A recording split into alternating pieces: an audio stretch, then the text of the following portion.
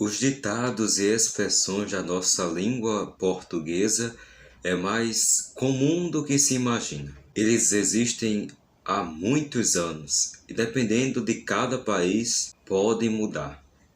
Isso significa que os ditados aqui do Brasil são diferentes do que existem em Portugal. Por exemplo, embora que a língua seja a mesma, a origem pode ser muito diversa, incluindo estrangeirismo, que são expressões de outras línguas, socialização dos indivíduos ou até mesmo elementos midiáticos.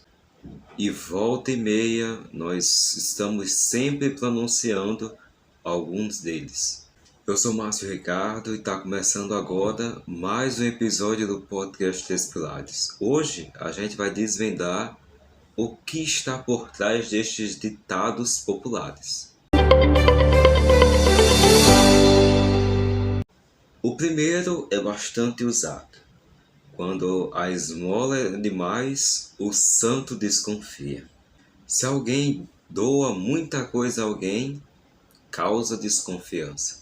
E isso vale para muitas coisas, inclusive atitudes bondosas ou então sentimentos. A citação tem origem desconhecida, mas acredita-se que é referente a uma caixa de doações que ficava na igreja e era de um santo específico.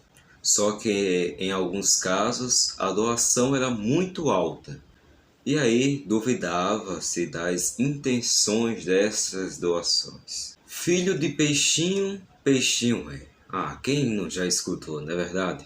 Há dúvidas se o ditado surgiu no Brasil ou em Portugal, já que também lá existe. O ditado indica que somos parecidos com os nossos pais ou responsáveis, reforçando características de personalidade e temperamento.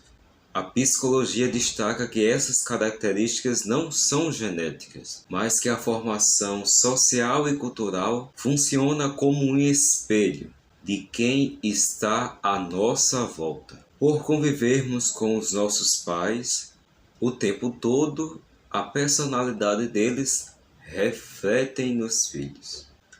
Não coloca a carroça na frente dos bois. Quando alguém fala isso, está destacando que não se pode agir de maneira precipitada, sem um planejamento. Pesquisadores apontam que essa citação surgiu na época das carroças, como meios de locomoção.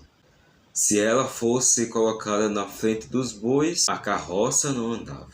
Por isso, não adianta se apressar. É preciso sempre esperar e colocar as prioridades no tempo certo. Fazer uma vaquinha. Essa daí eu uso direto.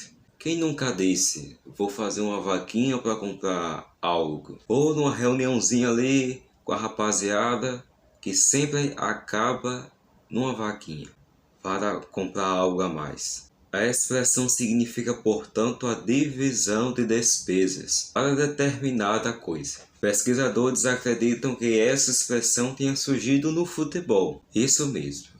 Os torcedores do Vasco, lá no ano 1920, arrecadavam dinheiro para distribuir entre os jogadores quando eles ganhavam. O valor era inspirado no jogo do bicho e dependia do placar.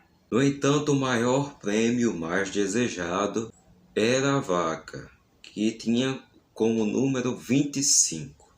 Ou seja, quem ganhava 25 mil. Pode tirar o cavalinho da chuva. Podemos dizer que amamos usar essa expressão. Ela se refere a algo que não vai acontecer. Por isso, é melhor desistir.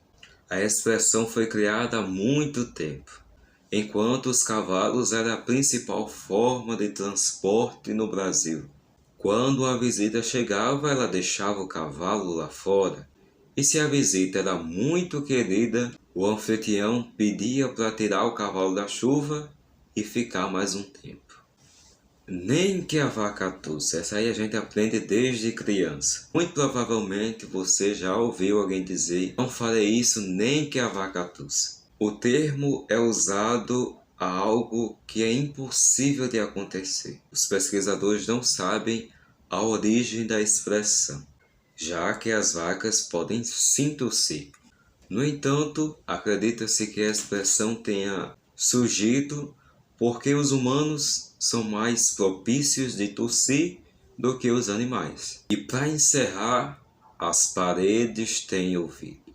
Contar um segredo baixinho ou olhar para todos os lados antes de dizer alguma informação. Faz isso porque as paredes podem escutar tudo aquilo que está sendo dito. Este ditado existe em diferentes idiomas, então não é algo exclusivo do Brasil. Por isso mesmo a sua origem é inconclusiva. Pode ter uma referência dos antigos chineses e contos históricos.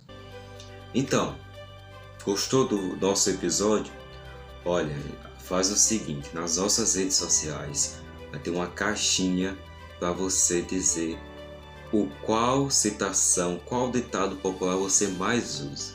Vai lá e coloca para a gente saber. Você pode acompanhar o nosso programa nas plataformas de áudio digitais, na Deezer, na Apple Podcast, no Google Podcast, na Amazon Music.